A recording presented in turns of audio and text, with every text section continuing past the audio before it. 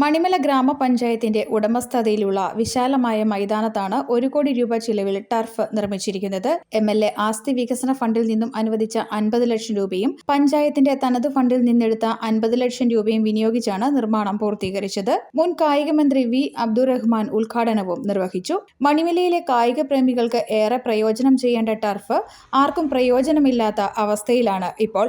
1 കോടി രൂപ നിർമ്മാണ ചിലവിൽ വക കൊള്ളിച്ച ടർഫിന് അടിസ്ഥാന സൗകര്യങ്ങളോ മേൽക്കൂരയോ ലൈറ്റുകളോ ഇല്ല.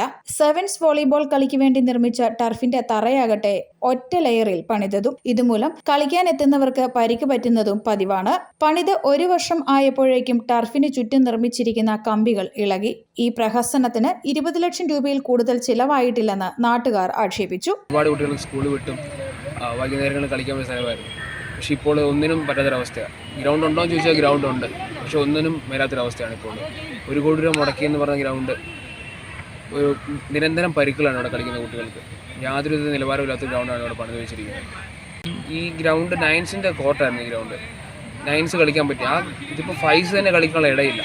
ഗ്രൗണ്ടിനെ ചെറുതാക്കി കളഞ്ഞു. ഇപ്പോൾ ക്രിക്കറ്റ് കളിക്കുന്നവർക്ക് അതും പറ്റുകയില്ല. വോളിബോളും ഉണ്ടായിരുന്നു, വോളിബോളും കളിക്കാൻ പറ്റാത്തൊരവസ്ഥയാണ്.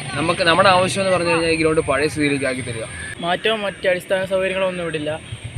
കമ്പിയിലാണെങ്കിൽ എല്ലാം സ്പോഞ്ച് വരണ്ട, അതില്ല. പിന്നെ ലൈറ്റില്ല. പിന്നെ ഈ മാറ്റൊക്കെ ചുമ്മാ വിരിച്ചേക്കുക. പിന്നെ അവിടുത്തെ പോസ്റ്റ് എല്ലാം പോയി. ഇപ്പോൾ ഒക്കെ ഒരു 10 പേര് കൂടി കഴിഞ്ഞാൽ തന്നെ ഇവിടെ ഫുൾ ആളാവും. പിന്നെ കളിക്കാനിടയില്ല. അങ്ങനെ ഒരുപാട് പ്രശ്നമുണ്ട് ഇവിടെ.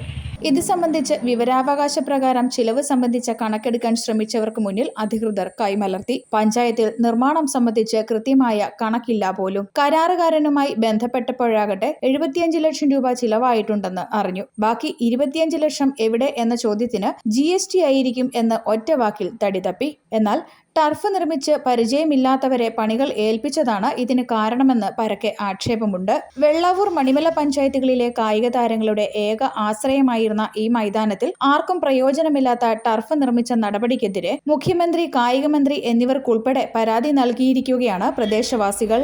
ഒരു പഞ്ചായത്തിൽ ഒരു കായിക വിനോദ കേന്ദ്രമെന്ന ആശയത്തെ മുൻനിർത്തി നിർമ്മിച്ച ടർഫിനാണ് ഈ ദുരവസ്ഥ. News bureau, Manimala.